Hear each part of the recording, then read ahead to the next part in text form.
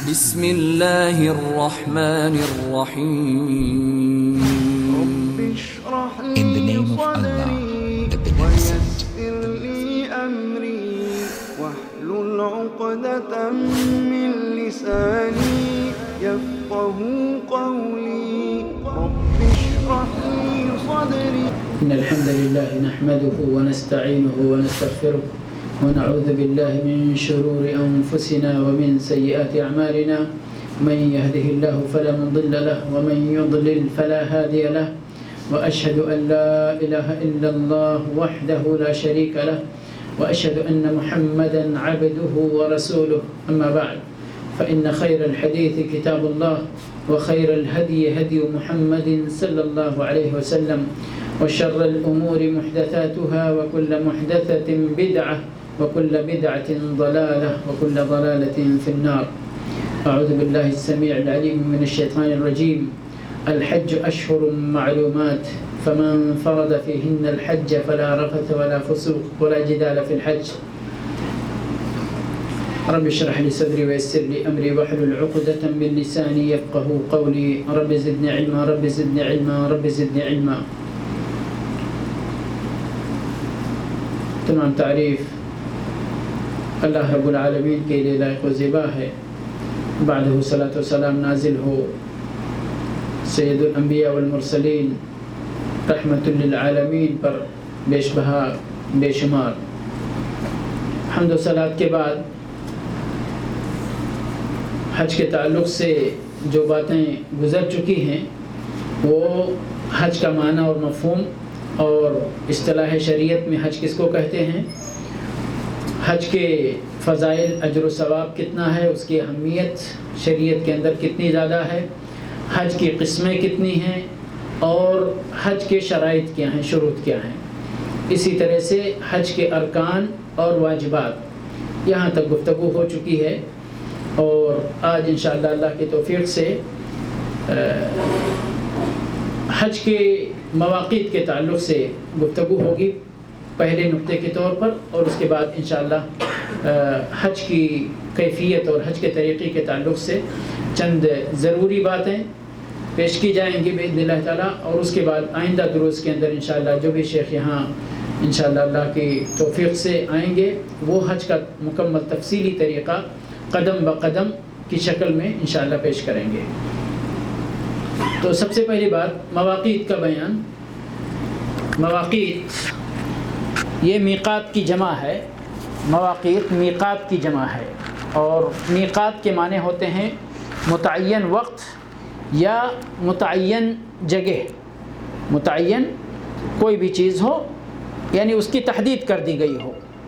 اور جب حج کی تعریف کی جا رہی تھی جب ہی یہ بات بیان کی گئی تھی کہ حج کو یعنی شریعت کی زبان میں یا شریعت کی اصطلاح میں حج کس کو کہتے ہیں کہ چند مخصوص وقت کے اندر مخصوص جگہوں میں مخصوص اعمال کو بجا لانا یہی حج ہے. مخصوص کام کے کرنے کے لیے اعمال کو بجا لانے کے لیے مخصوص وقت میں مخصوص جگہوں کی زیارت کرنا، ان کا قصد کرنا، یہی ہے حج. تو یہ مخصوص کا معنی یہاں بھی میقات کے اندر پایا جاتا ہے اور یہ حج کے تعلق سے بہت ضروری معاملہ ہے. حج کے تعلق سے بہت ضروری معاملہ ہے. حج انہی جگہوں پہ ہو سکتا ہے جن جگہوں کو شریعت نے حج کی ادائیگی کے لیے متعین کیا ہے. انہی اوقات کے اندر انہی دنوں کے اندر حج کیا جا سکتا ہے جن دنوں کو شریعت نے حج کی ادائیگی کے لیے متعین کیا ہے. تو میقات مواقیت کی جمع ہے اور اس کے معنی ہوتے ہیں. اب اس کی دو قسمیں ہو گئیں، ایک وقت سے اس کا تعلق ہے اور ایک جگہ سے اس کا تعلق ہے. وقت سے اس کا تعلق اللہ رب العالمین نے خود متعین فرمایا ہے شریعت کے اندر. فرمایا الحج اشہر معلومات. حج چند معلوم مہینوں کے اندر ادا کرنا ہے. یعنی حج کے چند مشہور معروف معلوم مہینے ہیں، انہی کے اندر حج کی ادائیگی کرنی ہے. الحج اشہر معلومات فمن فرض فیہن الحج فلا رفث ولا فسوق ولا جدال فی الحج. اب وہ مہینے کیا ہیں؟ وہ 3 مہینے کہیں یا 2 مہینے اور 1 مہینے کا کچھ حصہ، شوال کا مہینہ، ذوالقعدہ کا مہینہ اور ذوالحج کا مہینہ۔ ذوالحج کا 10 دن یا 13 دن تک ایام تشریق کو اگر آپ مان لیتے ہیں تو، اور یعنی بعض خلافات کے مطابق چونکہ بندہ حجۃ الوداع 13 تاریخ کے بعد بھی جب چاہے 14 کو کرے، 15 کو کرے، جب اس کو مکہ چھوڑنا ہوتا ہے تو وہ کرتا ہے بہرحال، لیکن یہی ہیں شوال، ذوالقعدہ، ذوالحج، انہی مہینوں کے اندر حج کی ادائیگی ممکن ہے، شرعاً معتبر ہے۔ جیسے میں نے مثال دیا تھا کہ اگر کوئی بندہ آتا ہے رمضان کے مہینے میں عمرہ کرنے کے لیے اور وہ کہتا ہے کہ بھائی اب تو میں عمرہ کر ہی لیا میں نے، رمضان کا مبارک مہینہ ہے، چلو پورا حج بھی کر لیتے ہیں اسی ٹائم، طواف کریں گے، سعی کریں گے اور منا جائیں گے، عرفہ جائیں گے، مزدلفہ، بلکہ حاجی عام طور پر جاتے ہی ہیں، لیکن اس وقت ان کا قصد کیا ہوتا ہے؟ صرف زیارت، ایک مشاعر مقدسہ کی زیارت کرنا، کہ دیکھ لوں بھائی عرفہ کیسا ہے، منا کیسا ہے، مزدلفہ کیسا ہے، جمرات کی جگہ کیسی ہے۔ تو یہ ایک سیاحت جیسی ہوتی ہے، معاملہ ہوتا ہے۔ لیکن حج کی ادائیگی کے غرض سے اگر کوئی بندہ جانا چاہتا ہے تو کب اس کا اعتبار ہوگا؟ جب وہ انہی مہینوں کے اندر جائے گا، شوال سے۔ اب کوئی بندہ اگر، حتیٰ کہ اتنی باریکی ہے اس کے اندر کہ اگر کوئی بندہ آتا ہے میقات پر 30 رمضان کو، کس رمضان کو؟ 30 رمضان کو، اور میقات سے وہ حج کی نیت سے احرام باندھتا ہے 30 رمضان کو، حج کی نیت سے احرام باندھتا ہے کس تاریخ کو؟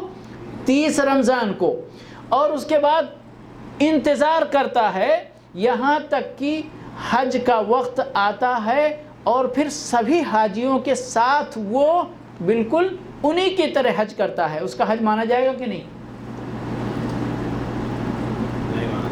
نہیں مانا جائے گا۔ وجہ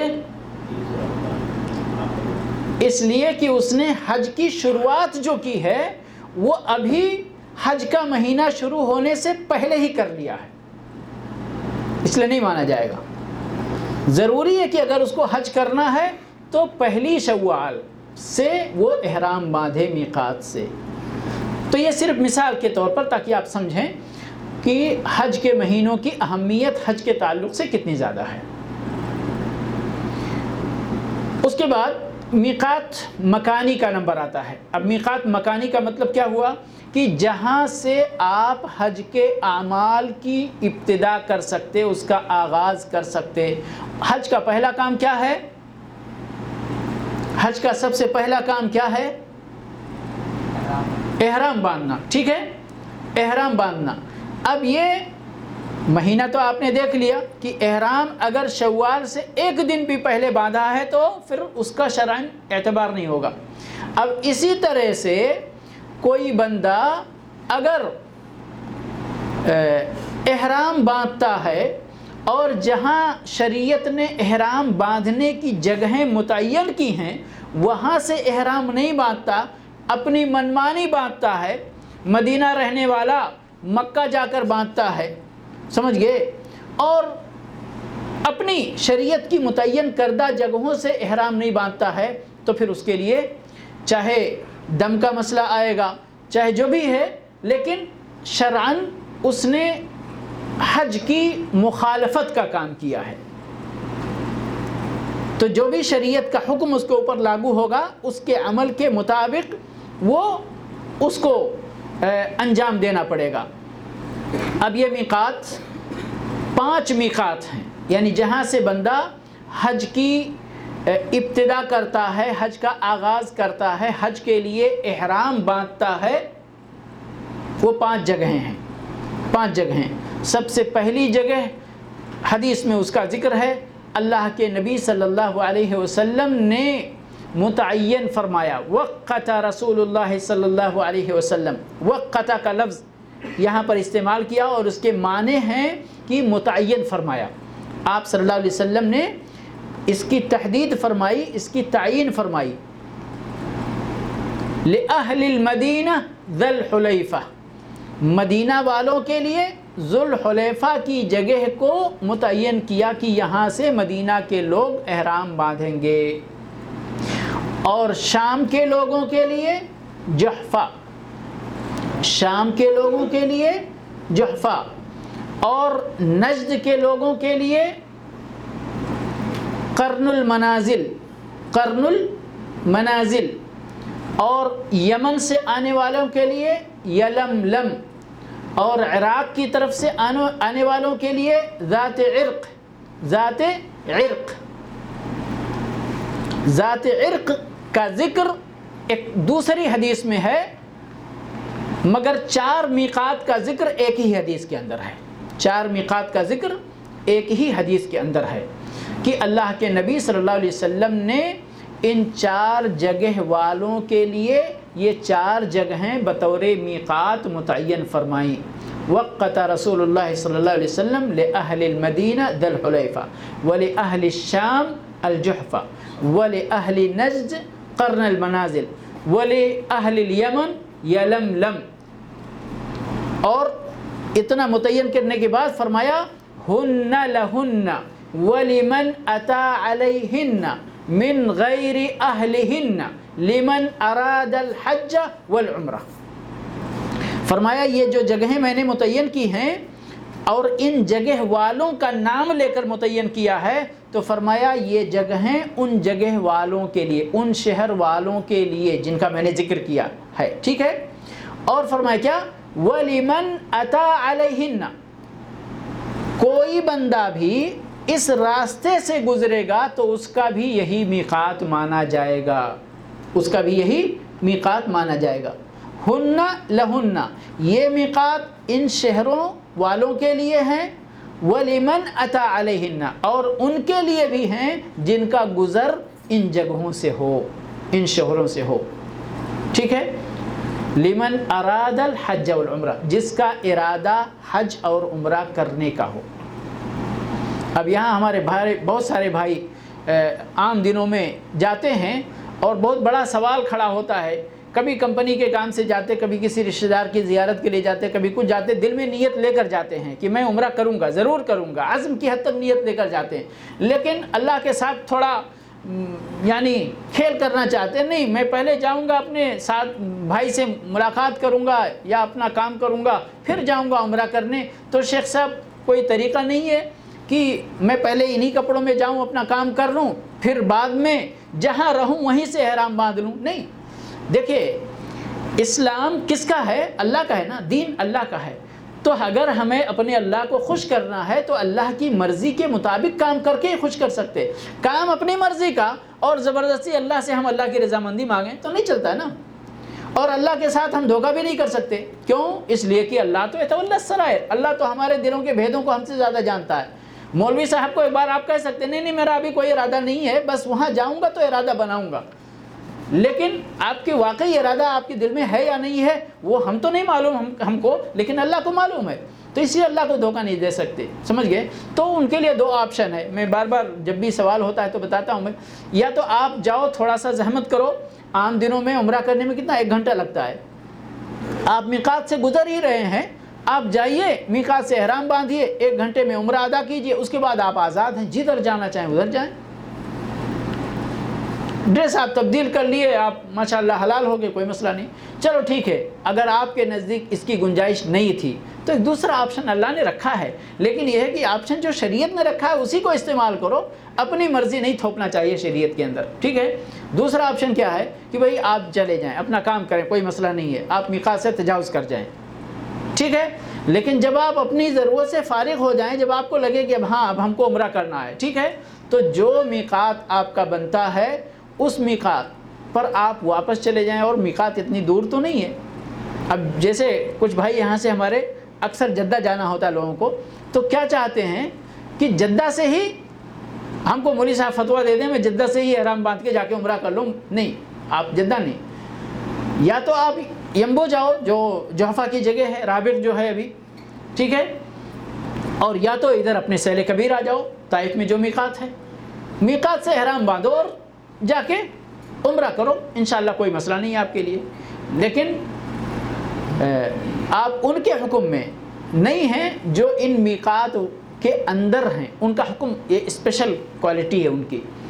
اللہ کے نبی صلی اللہ علیہ وسلم نے فرمایا کہ جو لوگ، اب یہ متعین کر دیا مکہ یہاں پر ہے مثال کے طور پر، مدینہ یہاں ہے، سیل کبیر یہاں ہے، جوحفہ یہاں ہے، یلملم یہاں ہے، ذات عرق اس کا لوکیشن میں نہیں متعین کر سکتا ہوں کدھر ہے، لیکن یہ 4 جگہیں تو معلوم ہے الحمدللہ مجھ کو، ٹھیک ہے۔ اب ان کے اندر جو رہنے والے ہیں ان کو جب حج کرنا ہوگا تو کہاں سے احرام باندھیں گے؟ جہاں پہ ہیں وہ، عمرہ کرنا ہے کہاں سے احرام باندھیں گے؟ جہاں پہ وہ ہیں، ٹھیک ہے، ادھر سے یہ احرام باندھیں گے، ان کو باہر جانے کی ضرورت نہیں ہے، ان کو باہر جا کر احرام باندھنے کی ضرورت نہیں ہے۔ تو باہر سے جو بندہ گیا ہے حج اور عمرے کی نیت لے کر، اس کو ضروری ہے یا تو پھر اگر وہاں سے باندھے گا، عزم لے کر گیا کہ میں عمرہ کروں گا یا حج کروں گا، پھر بھی جہاں پہ بیٹھا ہے ادھر سے ہی کہتا ہے نہیں میں ادھر سے باندھ کے جاؤں گا، تو یا تو اس کو دم دینا پڑے گا اور یا تو پھر باہر جا کر باندھ کر آئے۔ بہرحال بات یہاں سے نکلی تھی کہ یہ 5 میقات ہیں جو اللہ کے نبی صلی اللہ علیہ وسلم نے اپنی امت کے حاجیوں کے لیے یا عمرہ کرنے والوں کے لیے متعین فرمایا ہے۔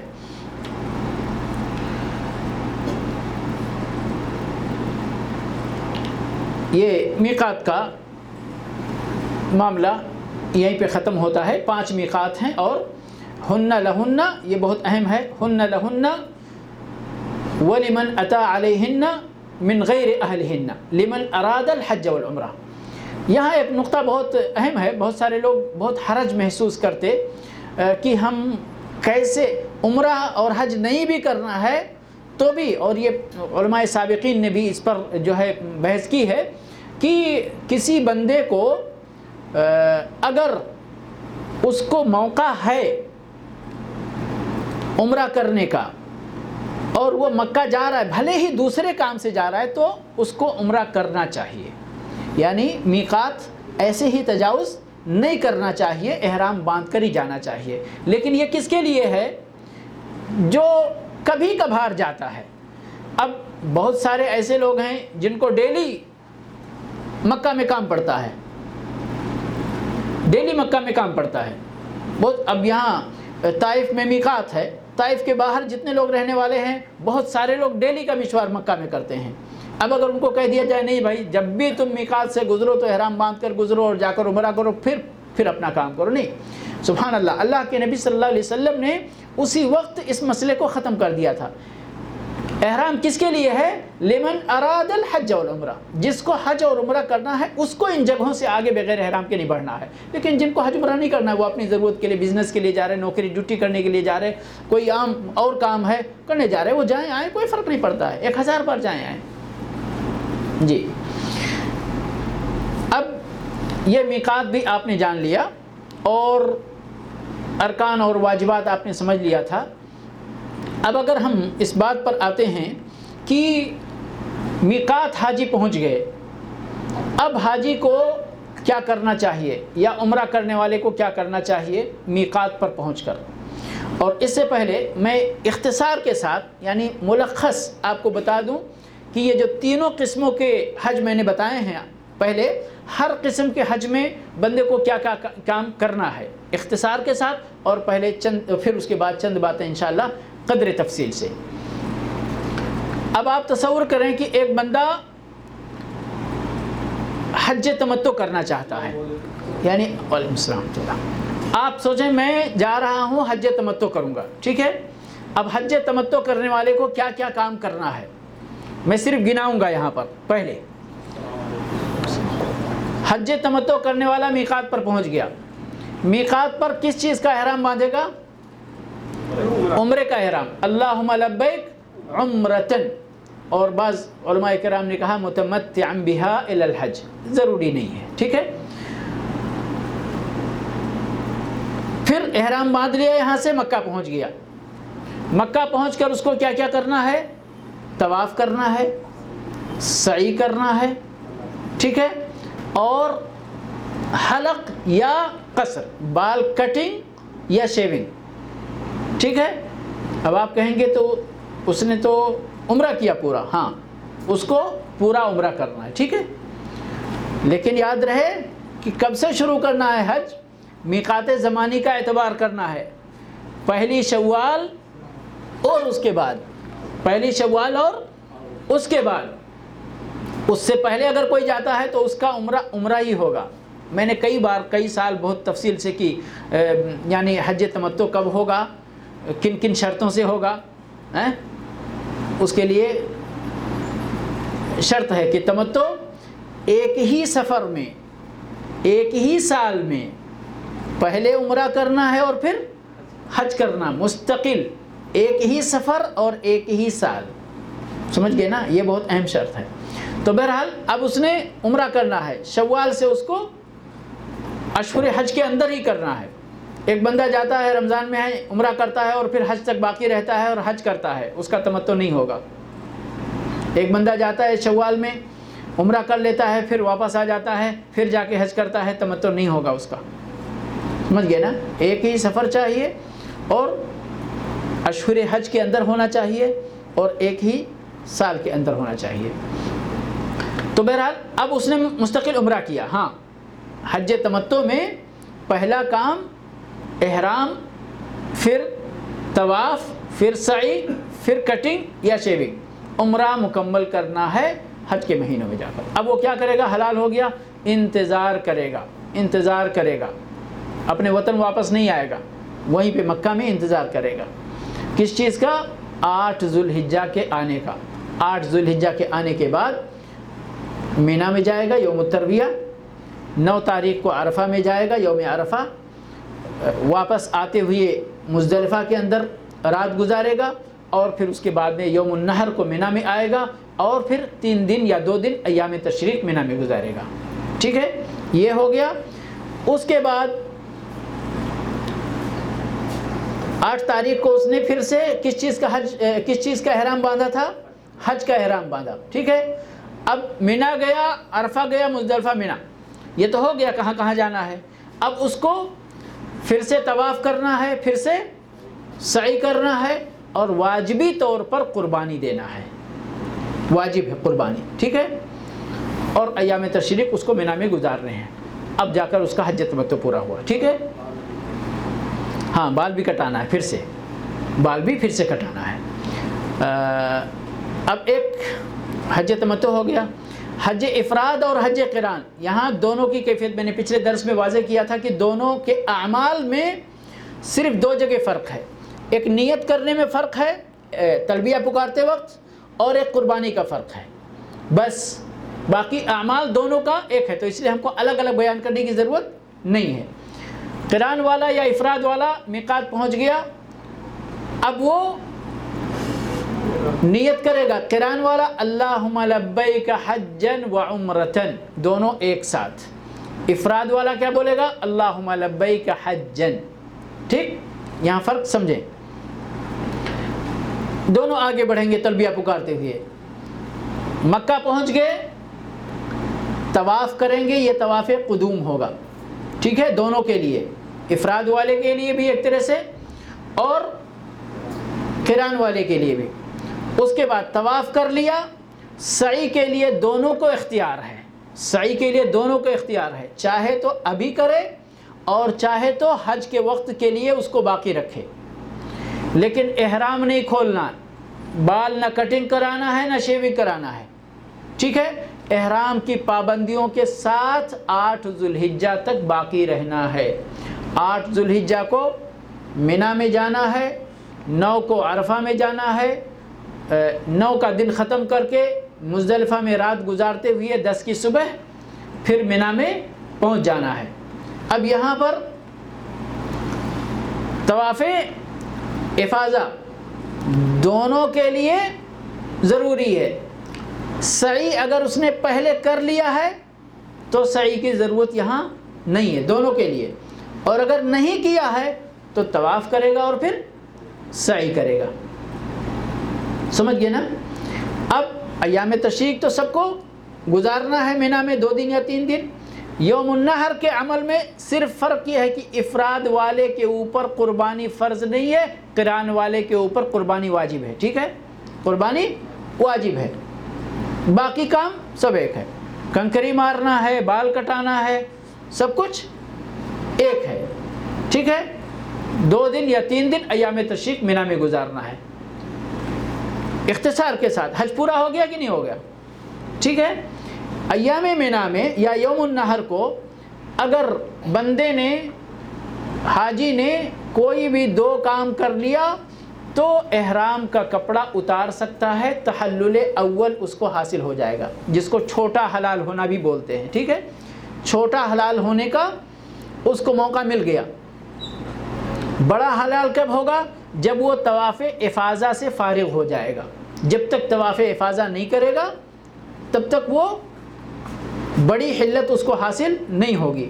اور چھوٹی حلت اور بڑی حلت میں فرق جو ہے، وہ احرام کی حالت میں وہ ساری پابندیاں ہٹ جائیں گی، صرف ایک پابندی رہ جائے گی، وہ بیوی کے ساتھ ہم بستر ہونے کا، صرف ایک پابندی، یہ اس کو بڑا تحلل۔ جب طواف افاضہ مکمل تو یہ بھی پابندی ختم ہو جائے گی، سمجھے۔ باقی خوشبو لگانا، کپڑے پہننا، ناخن تراش کرنا، بال تراش کرنا، یہ ساری پابندیاں ختم ہو جائیں گی۔ یہ فرق ہے بڑے حلال ہونے اور چھوٹے حلال ہونے میں۔ اس کے بعد آپ مکہ میں جب تک رہیں گے، جتنا چاہیں طواف کریں، جتنا چاہیں نماز پڑھیں، قرآن پڑھیں، جب آپ جانے لگیں گے، مکہ چھوڑنے لگیں گے، اس وقت آپ کو طواف وداع کرنا ہے، طواف وداع کرنا، بس، سمجھ گئے۔ تو یہ اختصار کے ساتھ۔ ابھی اگر ہم تفسیر کی کچھ بات کرنا چاہتے ہیں تو جب بندہ میقات پہنچتا ہے تو میقات پہنچ کر اس کو کیا کیا کام کرنے ہیں؟ دیکھیں، احرام باندھنے کی تیاری سب کو کرنا ہے، احرام باندھنے کی تیاری سب کو کرنا ہے۔ جو عمرہ کرنے والا ہے اس کو بھی کرنا ہے، جو حج قران کرنے والا ہے اس کو بھی کرنا ہے، حج افراد کرنے والا ہے اس کو بھی کرنا ہے، ٹھیک ہے۔ تیاری سب کی سیم ہے۔ کیا تیاری ہے؟ مثال کے طور پر بندہ وہاں پہنچ کر غسل کرتا ہے، اور یہ ساری چیزیں یہ مستحب ہیں، غسل کرنا واجب نہیں ہے، وضو کرنا واجب نہیں ہے، نماز پڑھنا وہاں پر واجب نہیں ہے، خوشبو لگانا واجب نہیں ہے۔ کیا واجب ہے؟ کہ آپ وہاں سے اپنے حج کے ارادے کے مطابق وہیں پر میقات میں آپ کو تلبیہ پکارنا ہے، اللہم لبیک حجن، یا اللہم لبیک حجن و عمرتن، یا اللہم لبیک عمرتن متمتعا بہا الی الحج، سمجھ گئے؟ یہ ضروری ہے آپ کو وہاں پر۔ باقی اس کے علاوہ جو کام ہیں وہ تیاری کے کام ہیں، کہ آپ اس چیز کے لیے تیار ہو رہے ہیں، سمجھ گئے؟ بہت سارے لوگ اسی کو نیت کرنا بولتے ہیں، نہیں، دراصل نیت کرنا یہ یعنی بندے کی نیت پہلے سے ہے۔ یہاں پہ باقاعدہ اس کا پریکٹیکل آغاز ہے، ابتدا ہے حج کی۔ حج کا پہلا کام ہے احرام باندھنا، وہ کام ہے تکبیر تحریمہ کی طرح، جی۔ تو میقات پہنچنے کے بعد غسل کرنا، اب اس میں عورت مرد سب شامل ہیں، حتیٰ کہ جس خاتون کو پیریڈ کا مسئلہ ہے وہ بھی اگر غسل کرنا چاہے تو وہ بھی اپنا غسل کرے گی، چونکہ یہاں سے احرام اس کو بھی باندھنا ہے، تلبیہ اس کو بھی پکارنا ہے، کسی بھی حالت میں ہو۔ مردوں کے لیے اپنا ہے کہ اپنے جسم پر، بال پر، داڑھی پر، بدن پر خوشبو لگا سکتے ہیں، خوشبو لگائیں، مطلب سنت ہے، مسنون ہے خوشبو لگانا، ٹھیک ہے۔ لیکن یاد رکھیں احرام کے کپڑے پہ خوشبو نہیں آنا چاہیے، احرام کے کپڑے پہ خوشبو نہیں آنا چاہیے۔ مردوں کے لیے ایک اسپیشل کام اور کیا ہے کہ وہ اپنے یہ سلے ہوئے کپڑے اتار دیں گے، اس کی جگہ احرام کی تیاری کے طور پر 2 چادریں پہنیں گے۔ سفید عمدہ ہے، اچھا ہے، مستحب ہے، نہیں تو رنگین میں بھی احرام باندھ سکتے ہیں۔ کوئی یہ سوچے نہیں صاحب پورے حاجی سفید میں، اس کا مطلب یہ ہے کہ سفید ہی ضروری ہے، ایسا نہیں ہے، سمجھ گئے؟ یہ مستحب ہے، اللہ کے نبی صلی اللہ علیہ وسلم نے سفید کپڑے کو پسند فرمایا ہے پہننے کے لیے، کفن کے لیے اور احرام کے لیے بھی۔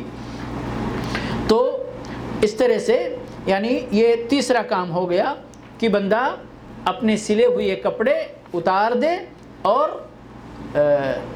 بے سلے چادر۔ اب یہاں یہ سلے ہوئے کا علماء کرام نے کچھ الفاظ استعمال کر لیے ہیں جس کا ترجمہ جب ہم کرنے پہ آتے ہیں تو بڑی مشکل ہو جاتی ہے. ہم جب سلے ہوئے کپڑے بولتے ہیں نا تو بہت سارا اشکال لوگوں کو ہو جاتا ہے. اب کسی کے پاس بیچارے کے پاس اگر 1 میٹر کا احرام کی چادر عام طور پہ 2 میٹر ہوتی ہے نا, کسی کے پاس میسر نہیں, اس کے پاس 1 میٹر کا 1 ٹکڑا ہے اور 1 میٹر کا 1 ٹکڑا ہے. اب اس کو دونوں کو سل کر وہ احرام بنانا چاہتا ہے, بنا سکتا ہے نہیں بنا سکتا ہے, لیکن یہاں تو سل دیا گیا ہے جی. تو مسئلہ کیا ہے, سلے ہوئے کپڑے کا مخیط کا شرعی مفہوم یہاں پر اس جگہ پہ کیا ہے کہ آپ کے بدن کے حساب سے, جس کو اگر ہم آج کے یعنی یہاں عربی زبان میں, ہمارے یہاں تو نہیں ہے, عربی زبان میں ایک لفظ استعمال کرتے ہیں ابھی نہیں, ثوب نہیں, تفصیل, یعنی کہ بدن کے حساب سے فٹنگ کپڑا سلا گیا ہو آپ کے حساب سے. ثوب تو ہے ہی, ثوب ہے, اس کے علاوہ کرتا پاجامہ شرٹ پینٹ سب کچھ ہے. آپ کے بدن کے حساب سے جو کپڑا آپ کے لیے پہننے کے لیے تیار کیا جاتا ہے, وہ کپڑا چاہے ثوب ہو, چاہے شرٹ ہو, ٹی شرٹ ہو, بنیان ہو, کیا ہو, پینٹ ہو, کوٹ پینٹ ہو, جو کچھ بھی ہو, یعنی جو کپڑا آپ کے لباس کے طور پر آپ کے بدن کے مقیاس کے مطابق تیار کیا جاتا ہے, وہ سلا ہوا کپڑے کا مفہوم یہ ہے. ٹھیک ہے, آپ کے چادر میں کہیں کنارے سلائی ہے یا بیچ میں سلائی ہے یا چادر پھٹی ہوئی تھی اس کو سل دیا گیا ہے, یہ مراد نہیں ہے. حتیٰ کہ بعض لوگ اگر چپل جوتے پہنتے ہیں اس میں بھی کچھ سلائی ہوتی ہے تو کہتے ہیں اس میں بھی سلائی ہے. گھڑی کا پٹا ہوتا ہے, پٹے میں سلائی ہوتی, بولتے ہیں اس میں بھی سلائی ہو گئی ہے. سمجھ گئے نا, تو یہ سب مراد نہیں ہے. سلے ہوئے کا مسئلہ سمجھنا چاہیے. خواتین کے لیے واضح رہے کہ خواتین کے لیے کیا ہے, وہی جو ان کا نارمل لباس ہے, نارمل لباس ہے. حتیٰ کہ اگر وہ برقع بھی پہنے ہوئے ہیں تو برقع بھی وہ پہنے رہیں گی, کوئی مسئلہ نہیں ہے, ورنہ چادر سے اپنا بدن ڈھکیں گی. سمجھ گئے, لیکن ان کے لیے مردوں کی طرح کوئی اسپیشل کپڑا نہیں ہے بحیثیت احرام. بس یہاں پردے کا پورا خیال خواتین کو رکھنا ہے. ایسے کپڑے زیبتن کرنا ہے احرام کی حالت میں بھی کہ ان کے پردے کا پورا لحاظ رہے, ان کے پردے کا پورا لحاظ رہے. جو پابندی ہے وہ انشاءاللہ میں بتا رہا ہوں آگے, لیکن پابندی کی نوعیت پہ بھی غور کرنا ہے کہ پابندی کس نوعیت کی ہے اور کیا مفہوم ہے اس پابندی کا. تو ان کو نارمل کپڑے میں احرام باندھنے کی اجازت ہے. اب احرام باندھنے کا مفہوم یہاں پر یاد رہے کہ یہی تلبیہ پکارنا, پہلا تلبیہ اپنے نیت کے اعتبار سے جو آپ پکارتے ہیں اسی کا نام احرام ہے. اللہم لبیک عمرہ, جب عمرہ کرنے والے نے کہہ لیا تو اس نے احرام باندھ لیا. ٹھیک ہے, اور مزے کی بات آپ کو بتاؤں, اگر کسی نے سلے ہوئے کپڑے میں بھی, ہم کیا ہے وہ چادر پہنتے تو ہمارا تصور ہوتا کہ احرام باندھ لیا ہم نے, چادر کھول دیا تو احرام کھول دیا. ٹھیک ہے, اب اس مفہوم کے اعتبار سے اگر کسی نے سلے ہوئے کپڑے میں اللہم لبیک عمرہ کہہ لیا تو کیا ہوگا, اس کا احرام مانا جائے گا, مانا جائے گا احرام یا نہیں مانا جائے گا؟ نہیں مانا جائے گا. ہاں, کتنے لوگ بول رہے ہیں مانا جائے گا, ہاتھ اٹھائیں. مانا جائے گا, پھر کم دینا ہے. آپ نے تو پورا وضاحت ہی کر دیا. میں چاہتا تھا کہ بٹوارہ کر کے دیکھوں ذرا کس پارٹی میں کتنے آدمی ہیں. تو میں اس مفہوم کے اعتبار سے جس میں لوگوں کے دماغ میں یہی بھرا ہوا ہے کہ نہیں یہ کپڑا سلا ہوا اتار کر جیسے ہم چادر پہنتے ہیں تو ہم نے وہ جو باندھنا ہے نا, لنگی کی طرح جو باندھنا ہے, وہ باندھنے کے لفظ نے ساری مشکل پیدا کر دی ہے. کہ جب ہم باندھ لیتے تو سمجھتے ہاں احرام باندھ لیا, جب کھول دیتے تو سمجھتے احرام کھول دیا. یہی مسئلہ ہے. جبکہ احرام باندھنا کیا ہے, جیسے اب وہ باندھنے والی مشکل نماز میں بھی ہے. نیت باندھ لیتے, جب سینے پہ ہاتھ باندھ لیا تو نیت باندھ لیا, اور ہاتھ کھول دیا تو نیت کھول دیا. ایسا نہیں ہے. نہ چادر کھولنے سے احرام کھلتا ہے اور نہ ہاتھ کھول دینے سے نماز کی نیت کھلتی ہے. سمجھ گئے نا, یہ سب مفہوم ہے. کم سے کم بدل نہیں سکتے تو ہم کو دل میں اس کی وضاحت یا اپنے دماغ میں محفوظ رکھنا چاہیے. تو بہرحال خواتین کے لیے کوئی اسپیشل کپڑا نہیں ہے، اس کے لیے کوئی شرط نہیں ہے۔ ایک چیز یہاں پر اور بہت رائج ہے یہ بھی کہ لوگ احرام کی 2 رکعت پڑھنے کو مسنون سمجھتے وہاں پر کہ نہیں، احرام کے لیے بھئی ضروری ہے کہ پہلے نماز پڑھو۔ نہیں، مستحب کیا ہے کہ کوئی نماز پڑھیں، جیسے اللہ کے نبی صلی اللہ علیہ وسلم نے نماز ادا فرمائی تھی اور آپ کو اللہ کی طرف سے حکم ہوا تھا صلی رکعتین فی ھذا الوادی، اس وادی، وہ ذوالحلیفہ جہاں پر ہے نا، وہاں پر وادی ہے، وادی سمجھتے ہیں، اونچی جگہوں کے بیچ میں جو تھوڑی نیچی جگہ ہوتی، جی، تو اس جگہ، اور اللہ کے نبی صلی اللہ علیہ وسلم سے یہ ہے کہ آپ نے ظہر کی نماز ادا فرمائی تھی اور اس کے بعد میں آپ نے احرام باندھا تھا۔ تو یہ مسئلہ ہے، یہ نہیں کہ احرام کے لیے 2 رکعت ہم کو تحیۃ الاحرام پڑھنا، نہیں، کوئی بھی نماز جو میسر ہو، کسی فرض وقت کا ہے تو فرض کی نماز آپ نے پڑھ لی، احرام کے لیے کچھ اور کرنے کی ضرورت نہیں ہے، سمجھ گئے؟ کوئی نفل کا وقت ہے، کچھ نہیں، آپ مسجد کے اندر داخل ہوئے، تحیۃ المسجد کی نیت سے 2 رکعت پڑھ لو، اس کے بعد احرام باندھو، تو یہ ہے اصل، ورنہ احرام کے لیے کوئی تحیہ یا کوئی نماز نہیں ہے۔ اب مرد یعنی تیاری کر لیا مردوں نے یہاں پر، ایک چیز اور عورتوں کے تعلق سے احرام میں جو، چلیے وہ پابندی میں بیان کریں گے انشاءاللہ، کیونکہ ان کو جو احرام کے لیے جو تیاری کرنی ہے، کپڑا تو نارمل رہے گا، لیکن اب یہاں ان کو چہرے پہ نقاب نہیں باندھنا ہے اور ہاتھ میں دستانہ نہیں پہننا، گلاؤز نہیں پہننا، سمجھ گئے؟ تو یہ پابندی میں ایک طرح سے آتا ہے۔ اب تیاری ہو گئی دونوں کی، غسل کر لیا، وضو کر لیا، مردوں نے اپنا خوشبو لگا لیا، نماز بھی کوئی تھی پڑھ لیا جو بھی ہے، اب اس کے بعد میں احرام کا ٹائم آ گیا، اللہم لبیک عمرہ کہنے کا یا اللہم لبیک حج یا حج جو بھی ہے اپنی نیت کے مطابق کہنے کا۔ مرد کیا کریں گے؟ بلند آواز سے کریں گے۔ خواتین کی کیا کریں گی؟ وہ بھی پڑھیں گے اللہم لبیک عمرہ، وہ بھی اپنی زبان سے ادا کریں گے، لیکن بلند آواز سے نہیں۔ علماء نے کہا اتنی آواز ہونی چاہیے کہ اپنی آواز ان کو اپنا سنائی دے جائے، سمجھ گئے؟ لیکن اگر تھوڑی دور پر کوئی مرد ہے تو اس تک آواز نہیں پہنچنی چاہیے، کیونکہ عورت کی آواز بھی عورت ہے، اس کی آواز بھی عورت ہے۔ تو یہاں پر لبیک پڑھ کر کے تلبیہ پکارنا، تلبیہ کیا ہے؟ لبیک اللہم لبیک، لبیک لا شریک لک لبیک، ان الحمد والنعمت لک والملک لا شریک لک، یہ تلبیہ ہے، اور اس کو بلند آواز سے پڑھنا چاہیے اور پڑھتے رہنا چاہیے۔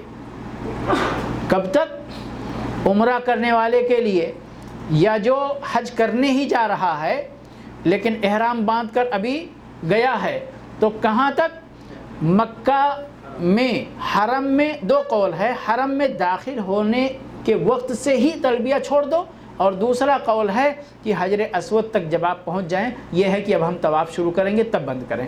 لیکن علماء نے ابن عمر رضی اللہ تعالیٰ عنہ کے کلام کو زیادہ پسند کیا، انہوں نے کہا کہ آپ حرم میں جیسے داخل ہوتے ہیں تلبیہ بند کر دیں۔ ابن عباس رضی اللہ تعالیٰ عنہ کا ہے کہ نہیں، جب حجر اسود پر آپ پہنچ جائیں وہاں بوسہ دیں، تلبیہ بند۔ تو یہ ہے یہاں پر، اب یہ تلبیہ پکارتے رہنا چاہیے۔ اللہ کے نبی صلی اللہ علیہ وسلم کے ساتھ 1 سوا لاکھ صحابہ کرام نے حج کیا تھا، اور سب سے لمبا جو میقات ہے وہ کہاں کا ہے؟ مدینہ کا میقات ہے، 450 کلومیٹر تقریباً۔ ابھی تو وہ خیر آپ 450 4 گھنٹے میں پہنچ جاتے ہیں، اور تیز چلانے والے 3 گھنٹے میں پہنچا دیتے ہیں، لیکن اس وقت کا تصور کیجئے، جس وقت 8 دن لگتا تھا، 10 دن لگتا تھا لوگوں کو، یہ پورے راستے میں صحابہ کرام تلبیہ پکارتے ہی گئے، یہاں تک کہ ان کے گلے رد گئے تھے، بیٹھ گئے تھے، آواز نکالتے نکالتے نکالتے۔ اور ہم تو سب سے چھوٹا جو میقات یعنی چھوٹی مسافت کا میقات ہے وہ ہم لوگوں کا ہے کہ نہیں ہے؟ سیل سے 70 کلومیٹر ہے۔ وہ 70 کلومیٹر میں بھی جیسے 2-4 بار شروع میں کریں گے، بس میں بیٹھے تو کسی نے ذرا بلند آواز سے کر دیا تو تھوڑی دیر تک وہ رہتی ہے، اس کے بعد اس سے بات کرنے لگتے، اس سے بات کرنے لگتے، وہ موبائل پہ چیٹنگ شروع ہو جاتی یا سونا شروع ہو جاتے، وہ نہا وہاں کے اچھا فریش ہوئے رہتے تو نیند آنے لگتی ہے۔ نہیں، یہاں کم سے کم وہ 1 گھنٹے کا سفر رہتا ہے، وہ مشکل تھوڑا اپنے اوپر وہ کرنا چاہیے بندے کو. بہرحال تو یہ تلبیہ ہے. اچھا، بہت سارے لوگ، ایک نوٹ کرنے کی چیز ہے، جیسے ہی احرام باندھتے چادر پہنتے، وہ ایک حج کا فیشن میں اس کو کہتا ہوں. حج کا فیشن ہے کیا؟ یہ ہاتھ کھول دو تبھی حاجی لگیں گے، نہیں تو نہیں. کہاں ہم لوگ بچپن میں تھے، وہ جو یہاں سے حاجی لوگ لے کر جاتے تھے سنیما دکھانے والا، اس میں ہوتا تھا کہ جب تک حاجی کا یہ کندھا نہیں کھلا ہے جب تک مزہ نہیں آتا تھا حاجیوں کو دیکھنے میں. تو حاجی خود کو بھی محسوس کرتے کہ نہیں، جب تک ہم یہ کندھا نہیں کھولیں گے تب تک ہم حاجی نہیں لگیں گے. تو جیسے ہی ادھر احرام باندھتے کندھا کھول لیتے. نہیں، یہاں ابھی ضرورت نہیں ہے کندھا کھولنے کی، میں بتاؤں گا انشاءاللہ جہاں کندھا کھولنے کی ضرورت ہے. مکہ پہنچ کر جب آپ کو پہلا طواف کرنا اس وقت کندھا کھولنا بس. جی، اس کو اتباع بولتے ہیں. ایک بہت بڑی سنت لوگوں کو دھیان رکھنا چاہیے، وہ بہرحال دھیان رکھنے کی چیز ہے، لیکن بھولنے کا تو انسان بھول ہی جاتا ہے. کبھی کبھی ہم بھی بھول جاتے، کبھی کبھی چاہتے ہیں پہلے یاد رہتا ہے وہاں پر بھول جاتے ہیں، لیکن یاد رکھنا چاہیے سب کو. وہ کیا، انسان مستقبل کے بارے میں اس کو معلوم نہیں ہے نا، تو سیف سائڈ وہاں پر کیا ہے کہ جب آپ احرام باندھیں تو اسی وقت اللہ کے ساتھ شرط لگا لیں. اگر سب کچھ نارمل ہے تو اتنا ضرورت نہیں، لیکن ذرہ برابر بھی آپ کو کچھ خدشہ ہے کہ مجھے کچھ رکاوٹ آ سکتی ہے، خاص طور پہ جو بغیر تصریح کے حج کرتے ہیں ان کو تو پورا ہی پورا خطرہ رہتا ہے، تو ان کو تو یہ کام ضرور کرنا چاہیے. کیا ہے؟ شرط لگانا. اللہ سے یہ شرط لگاتا ہے حاجی یا عمرہ کرنے والا کہ اے اللہ، میں آ تو رہا ہوں حج کی ادائیگی کے لیے تیرے دربار میں، لیکن اگر کسی رکاوٹ نے مجھے روک لیا تو اللہ مجھے معاف کرنا، میں وہیں پہ حلال ہو جاؤں گا. تو اس کا فائدہ بہت بڑا فائدہ ہے. بہت بڑا فائدہ یہ ہے کہ بندے کو پھر تاوان نہیں دینا پڑتا، اس کو کوئی دم نہیں اس کے اوپر آتا ہے. سمجھ گئے؟ کیا ہے؟ اللہم فإن حبسنی حابس فمحلی حیث حبستنی. اے اللہ، اگر کسی روکنے والے نے ہمیں روک لیا تو میں اسی جگہ حلال ہو جاؤں گا جہاں وہ روکنے والا مجھے روکے گا. تو جس جگہ آپ کو پولیس والا پکڑ لے، وہ پکڑ کر تو بہت سارے پہلے ہی کام کرتے، احرام کھولو، کھول دو احرام، آپ کے اوپر کوئی مسئلہ نہیں ہے. سمجھ گئے؟ بہرحال میں یہ رائج نہیں کر رہا ہوں کہ بغیر تصریح کے آپ حج کرنے جائیں، لیکن بتا رہا ہوں کنڈیشن. جی،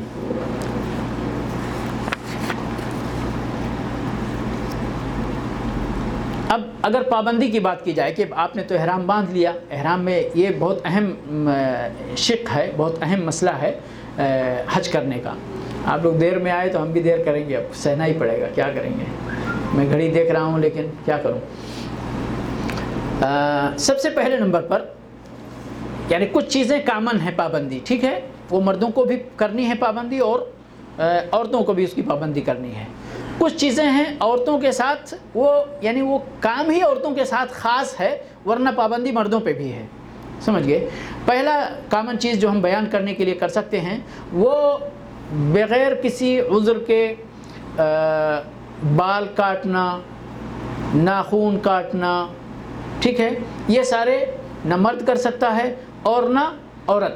کاٹنا ہی نہیں، اکھاڑنا بھی. آپ نے یہاں سے پکڑا اور اکھاڑ دیا، کیوں اکھاڑ دیا آپ نے؟ یہ بھی اس پابندی میں آتا ہے. سمجھ گئے؟ تو بغیر کسی مسئلے کے، کیونکہ اللہ رب العالمین نے فرمایا کہ نہیں، اب آپ کو احرام باندھ لیا تو اسی وقت جا کر آپ کو، جب آپ عمرے سے یا حج سے فارغ ہو جائیں گے، وَلَا تَحْلِقُوا رُؤُوسَكُمْ، اپنے سروں کو مڈاؤ نہیں، حَتَّى يَبْلُغَ الْهَدْيُ مَحِلَّهُ، یہاں تک کہ قربانی اپنی جگہ پہنچ جائے، پھر جا کر آپ کو کرنا ہے حج یا عمرے سے فارغ ہونے کے بعد. اسی طرح ناخن کی بات ہو گئی. خوشبو اسی کے ساتھ ہے، دونوں کو خوشبو لگانا درست نہیں ہے. اور چوتھی بات، شکار کرنا. شکار کرنا، اب وہ کسی بھی چیز، چاہے ایک چڑیے کا شکار ہو اور چاہے خرگوش کا ہو اور چاہے نیل گائے اور ہرن کا ہو، کوئی بھی چھوٹا بڑا شکار، کوئی بھی شکار آپ حالت احرام میں نہیں کر سکتے، چاہے مرد ہو چاہے عورت. اسی طرح دیکھیے، یہ عبادت جو ہے نا، یہ عبادت اور عبادت کے وقت للہیت اور خشوع خضوع اور دل اور دماغ کی طہارت میں خلل ڈالنے والا خواہشات کے تعلق سے مباح کام بھی آپ نہیں کر سکتے ہیں اس حالت میں۔ دیکھیے شادی میں بہت سارے مرحلے ہوتے ہیں نا، پیغام دینا شادی کا پہلا مرحلہ ہوتا ہے، ٹھیک ہے، اور ہم بستری آخری مرحلہ ہوتا ہے، بیچ میں بہت سارے مراحل۔ یہ سارے مراحل حج کے دوران احرام کی حالت میں ممنوع ہیں، سارے مراحل۔ نہ پیغام دے سکتے، نہ نکاح پڑھا سکتے، نہ اپنا نکاح پڑھوا سکتے، نہ دوسرے کا پڑھا سکتے۔ یعنی کہ آپ احرام کی حالت میں ہیں اور ایک بندہ ادھر حلال ہے، حج نہیں کر رہا ہے، وہ احرام کی حالت میں نہیں ہے، وہ آپ سے درخواست کر کے آپ ذرا نکاح پڑھا دیں، نہیں پڑھا سکتے۔ سمجھ گئے؟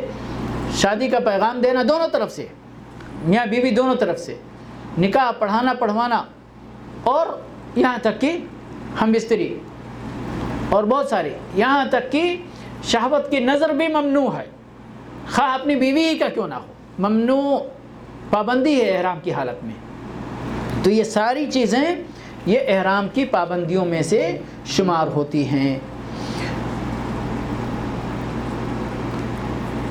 کچھ کام مردوں کے لیے خاص ہے جو انہی کے لیے پابندی ہے، جیسے سر ڈھکنا یا چہرہ ڈھکنا، سر ڈھکنا یا چہرہ ڈھکنا۔ اب کیسے سر ڈھکنا یا چہرہ ڈھکنا؟ اب بہت سارے لوگ آپ دیکھے ہوں گے، اگر حج کیے ہوں گے جن لوگوں نے پہلے، کہ کچھ بسیں چلتی ہیں، وہاں پر بسوں کی بھی چھت نہیں ہوتی ہے نا، اس میں حاجی بیٹھے رہتے لیکن دھوپ میں ہی بیٹھے رہتے۔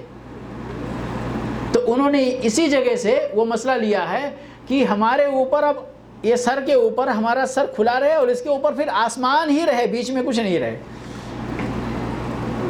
تو ان کو پھر خیمے میں بھی نہیں رہنا چاہیے، پھر ہوٹل میں بھی نہیں رہنا چاہیے، سب ہے کہ نہیں ہے؟ سوال تو پیدا ہوتا ہے نا، اگر بس کی چھت نہیں تو گھر کے چھت کی اجازت کہاں سے مل گئی؟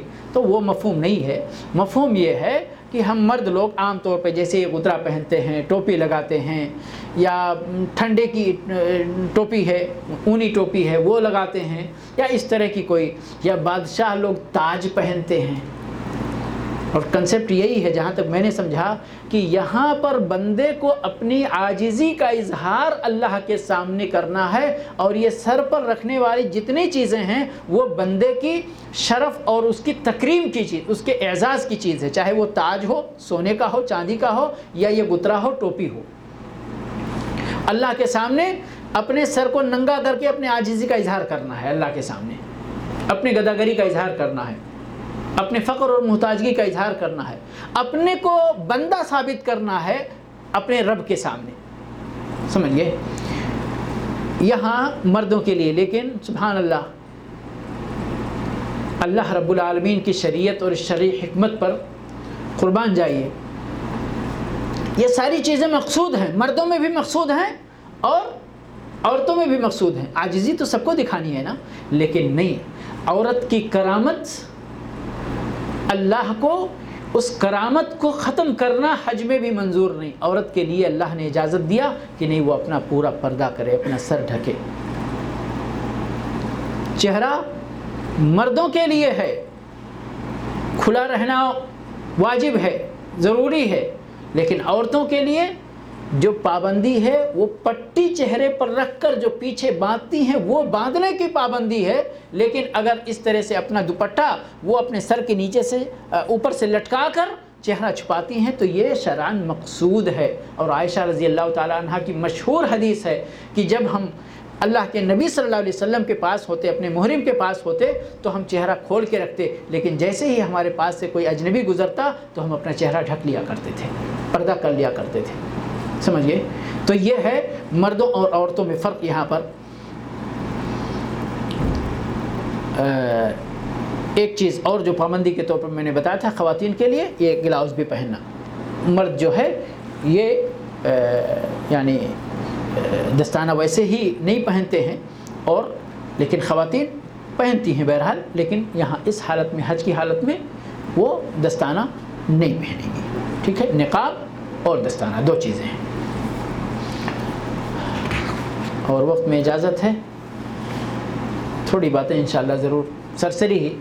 اب یہ آپ نے احرام باندھ لیا اور مکہ پہنچ گئے، ٹھیک ہے، اب آپ کو طواف کرنا ہے، طواف کی چند اہم باتیں میں بیان کر دیتا ہوں، اسی طرح سعی کی بات انشاءاللہ، اور باقی انشاءاللہ ہمارے حافظ صاحب پورا کریں گے انشاءاللہ باذن اللہ۔ آپ وہاں پہنچ گئے، اب اللہ کے نبی صلی اللہ علیہ وسلم سے حج کے سفر میں کئی جگہ غسل کرنا بھی ثابت ہے، جیسے میقات پر غسل کرنا ثابت ہے، مکہ میں داخل ہونے کے لیے آپ صلی اللہ علیہ وسلم نے غسل کیا تھا، اسی طرح سے حرم کے لیے، طواف کے لیے اگر کوئی بندہ غسل کر سکتا ہے، آپ جیسے ہوٹل میں پہنچ گئے، اپنے ہوٹل سے تیار ہو کے بہترین جائیں تو وہ تو ہے ہی، لیکن طہارت شرط ہے طواف کے لیے، یعنی باوضو ہونا، اور اگر غسل واجب آپ کے اوپر ہے تو غسل کرنا پھر یہاں واجب ہے، طہارت، کیونکہ اللہ کے نبی صلی اللہ علیہ وسلم فرمایا کہ طواف نماز ہے مگر گفتگو کرنا حلال ہے، بس اس لیے اگر گفتگو بھی کرو تو اچھی گفتگو کرو طواف کی حالت میں، تو یہ ہے پہلی چیز۔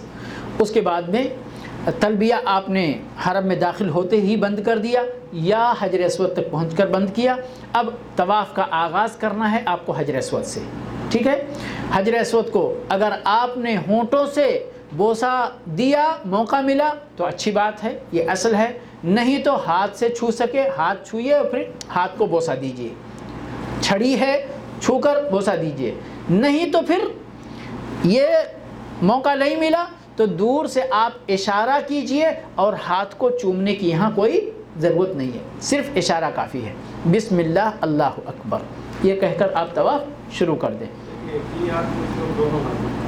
واللہ ایک ہی ہاتھ کافی ہے، لیکن اگر کوئی زیادہ جذبہ ہے تو میں اب ہاتھ اٹھانے کی بات ہے تو واللہ عالم ایک ہی ہاتھ کافی ہے۔ اب آپ طواف کر رہے ہیں، ٹھیک ہے، حجر اسود سے حجر اسود تک ایک طواف آپ کا، ایک چکر، ایک شوط پورا ہوا۔ یہاں پر اگر آپ کا یہ پہلا طواف ہے تو یہاں پر دو سنتیں آپ کو ان کا خیال رکھنا ہے، جو کندھا آپ نے میقات سے کھولا تھا اس کو ہم نے ڈھکا دیا تھا، وہ یہاں پر کھولنا ہے، ٹھیک ہے، پہلا طواف ہے آپ کا، تو یہ کندھا داہنا اتباع بولتے ہیں اس کو، طریقہ یہ ہے کہ آپ اس طرح سے یعنی چادر اوڑے ہوئے ہیں، اس کو آپ دائیں ہاتھ اوپر نکالیں اور چادر یہاں سے لا کے یہاں کر لیں، یہ ہے اتباع، ٹھیک ہے، تو یہ آپ کو کرنا ہے پہلے طواف میں، چاہے حج کر رہے ہیں، چاہے عمرہ کر رہے ہیں، اور چاہے حج تمتع کر رہے یا حج قران کر رہے، جو بھی حج جو جس طرح کا بھی آپ حج کر رہے ہیں، آپ کو یہ اس کا خیال رکھنا ہے، ٹھیک ہے۔ دوسری سنت کیا ہے، آپ کا اگر پہلا طواف ہے وہ بھی تو 3 چکروں میں، فقط 3 چکروں میں، رمل کہتے ہیں، اور رمل کہتے ہیں کہ تھوڑا سا نارمل اسپیڈ سے تھوڑی اسپیڈ بڑھا کر اور کندھے اچکا کر، مطلب یہ ہے یعنی پہلوانی دکھانے کے لیے جو لوگ چلتے ہیں نا، اس طرح چلنا ہے آپ کو، اس طرح چلنا، اور اس کا بیک گراؤنڈ ہے، وہ ٹائم نہیں ہے بیان کرنے کا، اس کے پیچھے یہ سنت ہے۔ تو بہرحال یہ 2 سنتیں آپ کو پہلے طواف میں ان کا لحاظ رکھنا ہے۔ ایک چکر ہے، دعا کچھ بھی مانگیں آپ، لیکن یاد رکھیں دعا صحیح اور درست مانگیں، اپنے دل سے مانگیں، صرف کتابوں میں پڑھ کر رٹے ہوئے طوطے کی طرح کیا پڑھتے جا رہے ہیں کچھ بھی معلوم نہیں، یہ سب نہیں ہونا چاہیے، آپ دل سے دعا مانگو، جو مانگو وہ سمجھ کر مانگو، سمجھ گئے؟ جب آپ طواف کرتے کرتے رکن یمانی پر پہنچیں تو وہاں سے لے کر کے حجر اسود تک، رکن حجر اسود تک ربنا آتنا فی الدنیا کی دعا مسنون ہے مانگنا، باقی چکر میں آپ جو دعا چاہو وہ مانگو۔ ایک چکر آپ کا پورا ہوا، حجر اسود پر پہنچ کر وہی 3 کنڈیشن، آپ کو ہونٹوں سے موقع ملتا ہے تو چومنا ہے، ہاتھ چھو کر چومنا ہے، چھڑی سے چھو کر چومنا ہے، ورنہ اشارہ کرنا ہے بسم اللہ اللہ اکبر اور آگے بڑھنا ہے۔ اسی طرح 7 چکر آپ نے پورے کر لیے، 7 چکر پورے کرنے کے بعد 2 رکعت یہ رکعت طواف آپ کو ادا کرنا ہے، اس کے لیے مقام ابراہیم اصل ہے، لیکن پورے حرم کے اندر جدھر آپ کو پرسکون موقع ملے ادھر آپ نماز پڑھو، اس چکر میں کہ ہم کو مقام ابراہیم پر ہی پڑھنا ہے، نہ بھیڑ پیدا کرو اور نہ بھیڑ کی اذیت برداشت کرو، الگ ہو جاؤ، سکون سے نماز پڑھو۔ نماز پڑھ لیا آپ نے، زمزم پینا اس وقت مسنون ہے، بعد میں موقع ملا تو اچھی بات ہے، نہیں موقع ملا تو یہ بھی کوئی صرف یہ استحباب کی بات ہے۔ اور پھر زمزم پینے کے بعد ایک بار پھر اللہ کے نبی صلی اللہ علیہ وسلم، چونکہ کیسا ہے معاملہ، یہاں پہ خانہ کعبہ ہے، زمزم کا کنواں یہاں ہے، صفا کی پہاڑی جو ہے وہ یہاں ہے، سمجھ گئے؟ تو آپ صلی اللہ علیہ وسلم نے کعبہ سے یعنی طواف سے آپ فارغ ہوئے، مقام ابراہیم پر نماز پڑھی، یہاں پر آ کے آپ نے زمزم پیا۔ زمزم پینے کے بعد آپ صفا کی طرف جا رہے تھے، تو جانے سے پہلے آپ نے حجر اسود کی طرف آ کر یہاں بھی بوسہ دیا، ٹھیک ہے؟ اور پھر اس کے بعد آپ پہاڑی پر گئے۔ اب یہ طواف ختم ہو گیا، آپ کا سعی کا نمبر آ گیا ہے۔ سعی کے لیے اللہ کے نبی صلی اللہ علیہ وسلم نے فرمایا کہ ابدأ بما بدأ اللہ، میں بھی اسی پہاڑی سے شروع کرتا ہوں جس کا ذکر اللہ نے پہلے کیا ہے۔ کس کا ذکر پہلے کیا؟ آیت آپ ڈھونڈیں گے تو ان الصفا والمروۃ من شعائر اللہ فمن حج البیت او اعتمر فلا جناح علیہ ان یطوف بہما ومن تطوع خیرا فان اللہ شاکر علیم۔ یہ آیت ہے، سب سے پہلے ذکر ہے صفا کا، تو اللہ کے نبی صلی اللہ علیہ وسلم نے سعی کا آغاز صفا سے کیا۔ جاتے ہوئے یہ آیت پڑھی اور یہ حدیث آپ نے بیان فرمائی۔ کہاں تک چڑھنا ہے آپ کو؟ وہاں تک چڑھنا، ابھی تو چڑھنے کا اتنا سوال نہیں ہے، لیکن اس وقت کی بات میں بتا رہا ہوں کہ جہاں سے آپ کو خانہ کعبہ نظر آنے لگے۔ ابھی بھی کہیں کہیں بعض اینگل سے مل جاتا ہے خانہ کعبہ دیکھنے کو، لیکن یہ ضروری نہیں ہے کہ آپ اس کے پیچھے وہاں پر بھیڑ ہی پیدا کرو، نہیں۔ ابھی حج کے تمام کاموں میں بھیڑ سے اور دوسروں کو اذیت دینے سے بچنا ہے، بھلے ہی اس کے لیے آپ کو سنت چھوٹ جائے، وہاں پر جانا ہے، لیکن ہمیں بیان کرنا ضروری ہے تاکہ آپ سمجھ سکیں۔ بس عمل کرنے کے وقت سنت چھوٹ جائے لیکن آپ کسی کو اپنے دھکا مکی سے تکلیف نہ دیں۔ خاص طور پر خواتین کو ان چیزوں کا بہت ہی خیال رکھنا ہے، اور اگر آپ کے ساتھ خواتین ہیں تو آپ کو ان کا خیال رکھنا ہے۔ وہاں چڑھنا ہے، کعبہ نظر آ جائے، کعبہ کی طرف رخ کرنا ہے، اور لا الہ الا اللہ وحدہ لا شریک لہ لہ الملک ولہ الحمد یحیی ویمیت وہو علی کل شیء قدیر، یہ دعا پڑھنا ہے۔ اس کے ساتھ لا الہ الا اللہ وحدہ انجز وعدہ ونصر عبدہ وہزم الاحزاب وحدہ، یہ دونوں دعائیں تین بار پڑھنا مسنون ہے۔ اس کے علاوہ کچھ بھی آپ کو مسنون دعائیں یاد ہیں، اپنے تمنا کی دعا یاد ہے تو آپ کر سکتے ہیں۔ ابھی تو پولیس والے اتنا بھی نہیں پڑھنے دیتے، موقع ہوتا تو اس سے بھی پہلے بھگاتے ہیں۔ آپ بھاگ جاؤ، کوئی بات نہیں ہے انشاءاللہ، وہ یعنی مصلحت عامہ کے لیے وہ بھی کر رہے ہیں، سمجھیے۔ تو اتنا پڑھنے کے بعد یا جو بھی آپ کو دعا، اس کے بعد آپ مروہ کے لیے چلو۔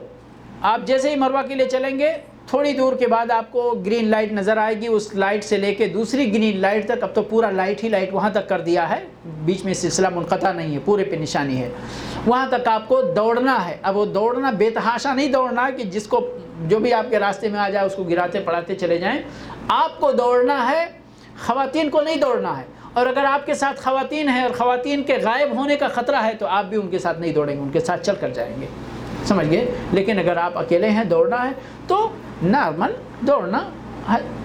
حاجر علیہ السلام نے یہاں دوڑ لگائی تھی، کیونکہ پہاڑی سے اترتے یہاں سے وہاں تک یہ صفا کا سلسلہ یہاں پہ آ کے ختم ہو جاتا تھا، اور پھر برابر زمین تھی، اور دوسرا جو جہاں پہ نشان لائٹ ہے وہاں سے پھر مروہ کا سلسلہ شروع ہوتا تھا۔ تو جب چڑھائی آتی تھی تو ان کی اسپیڈ کم، اور جب اتار رہتا تھا تو اسپیڈ کم، برابر زمین میں وہ دوڑتی تھی۔ اسماعیل علیہ السلام کے لیے پانی کی تلاش تھی نا جی، تو انہی کی یاد میں اتنی دور دوڑنا ہے، باقی نارمل چلنا ہے۔ مروہ پر بھی آپ اسی طرح کا کام کریں گے جس طرح آپ نے صفا پر کیا، ٹھیک ہے؟ اسی طرح اب یہاں فرق طواف کے شوط میں اور اس کے شوط میں فرق یہ ہے کہ طواف کا حجر اسود سے حجر اسود ایک راؤنڈ ہوتا تھا، ٹھیک ہے، ایک چکر۔ یہاں پر نہیں، یہاں صفا سے مروہ تک ایک، مروہ سے صفا تک ایک ہو گیا۔ میں نے سنا، اللہ عالم کس کے بارے میں، کہ ایک شیخ تھے بہت انڈیا کے، یہاں دراصل پریکٹیکل کا مسئلہ ہے، یہ کچھ چیزیں تھوڑا یاد رکھنے کی ہوتی ہیں۔ ایک زمانہ تک یعنی درس حدیث دیا، لیکن یہاں آئے تو طواف کی طرح سعی بھی کیا، یعنی کہ صفا سے لے کر صفا تک ایک چکر، صفا سے لے کر صفا تک ایک چکر، جبکہ یہاں الٹا ہے معاملہ۔ تو آپ کی سعی ختم ہوگی کہاں پر؟ مروہ پر، کیونکہ صفا سے مروہ ایک، مروہ سے صفا 2 3 4 5 6 اور 7 ختم ہو گیا، ٹھیک ہے؟ اب یہ ہو گئی آپ کی سعی مکمل ہو گئی۔ اب جو لوگ عمرہ کرنے والے ہیں وہ اپنا بال کٹائیں گے یا شیونگ کریں گے، ٹھیک ہے؟ اب جیسے بہت سارے ہم لوگ یہاں سے جاتے ہیں جن کے پاس ٹائم نہیں ہوتا ہے، تو وہ کہتے ہیں ہم کیا کریں، تو اگر عمرہ میں کٹنگ کر لیں تاکہ ان کو شیونگ کا موقع رہے حج میں، تو یہ زیادہ بہتر صورت ہے۔ جو لوگ پہلے سے لمبے آ جاتے ہیں ان کو پہلے بھی شیونگ کریں، بعد میں بھی شیونگ کریں، ان کو بال نکل آئے گا، کوئی مسئلہ نہیں ہے، نہیں تو دونوں حالتوں میں بھی دونوں کر سکتے ہیں، کوئی مسئلہ نہیں انشاءاللہ۔ اس کے بعد اب یہاں پر تمتع والے کو تو بال کٹانا ہی کٹانا ہے، عمرہ مکمل کرنا ہے، پھر انتظار کرنا ہے۔ قران والے کو اور افراد والے کو یہاں اتنا صحیح بھی کر لیا تب بھی اب احرام نہیں کھولنا، انتظار کرنا ہے 8 تاریخ کا، ٹھیک ہے؟ 8 تاریخ آنے پر تمتع کرنے والا جہاں بھی جس ہوٹل میں بھی ہے، اپنے دوست کے گھر کہاں بھی ہے، جدہ بھی چلا گیا تو بھی اسی جگہ سے احرام باندھے گا حج کا اور منا جائے گا۔ باقی جو لوگ احرام میں ہیں وہ منا جائیں گے، ٹھیک ہے؟ یوم الترویہ منا میں 5 نمازیں پڑھیں گے، اور 9 تاریخ کی صبح 8 بجے تقریباً یا 7 بجے، اگر حملے والے آپ کو 3 بجے 2:30 بجے 4 بجے 4:30 بجے آپ لے جا رہے ہیں تو جاؤ، کوئی بات نہیں، بے کھٹک انشاءاللہ کوئی مسئلہ نہیں ہے۔ مسنون چیزیں نظر انداز کی جا سکتی ہیں۔ آپ کو عرفہ کے اندر وقوف عرفہ کرنا ہے اور مغرب تک کرنا ہے، مغرب کے بعد کوچ کرنا ہے، مزدلفہ میں فجر تک گزارنا ہے، فجر کی نماز پڑھنے کے بعد منا کے لیے کوچ کرنا ہے تھوڑا اجالا ہونے کے بعد، اور پھر انشاءاللہ منا کے یوم النحر اور یوم ایام تشریق گزارنا ہے، طواف افاضہ کرنا ہے۔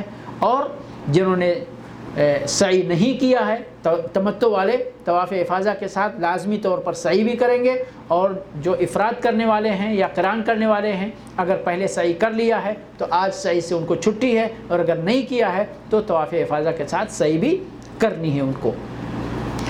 ہاں، یہ کام طواف افاضہ کا چاہو تو یوم النحر کو کریں، چاہیں تو ایام تشریق میں جس دن آپ کو میسر ہو اس دن کریں، حتیٰ کہ اگر آپ کو 13ویں تاریخ کو میسر ہوتا کہ ہم اکٹھا ہی چلیں گے، جب مینا سے کوچ کریں گے تب جا کر ادھر کریں گے، یا جس دن ہم جانے لگیں گے اس دن، یعنی آپ 13 تاریخ کو ہم جیسے لوگ بہت سارے آتے بھی ہیں نا وہاں سے، تو آپ طواف وداع اور طواف افاضہ کی نیت سے ایک ہی طواف کرو، آپ کے لیے کافی ہوگا، اور آپ چلتے بنیں۔ بہرحال اب وقت میں گنجائش نہیں ہے کہ کچھ اور میں آگے بڑھا سکوں، انشاءاللہ آگے 2 درس ابھی ہمارے انشاءاللہ حافظ صاحب لیں گے، اور اللہ جزائے خیر دے، جس میں پہلا درس تو انشاءاللہ حج کے تعلق سے ہی ہوگا، دوسرے درس میں شیخ کے اپنے امکانیات کے حساب سے اگر حج کا کچھ حصہ باقی رہے گا تو انشاءاللہ اس میں لیں گے، نہیں تو قربانی کے احکام وغیرہ اس میں دوسرے درس میں بیان کر سکتے ہیں باذن اللہ تعالی۔ اللہ رب العالمین سے دعا ہے کہ پروردگار ہمیں توفیق عطا فرمائے کہ ہم اپنے دین کی صحیح باتیں صحیح ڈھنگ سے سیکھیں اور اس پر عمل کریں۔ وآخر دعوانا الحمد للہ رب العالمین وصلی اللہ علی نبینا محمد۔ ويسر لي أمري واحلل عقدة من لساني يفقه قولي رب اشرح لي صدري ويسر لي أمري واحلل عقدة من لساني يفقه قولي رب اشرح لي صدري ويسر لي أمري واحلل عقدة من لساني يفقه قولي رب اشرح لي صدري ويسر لي أمري واحلل عقدة من لساني يفقه قولي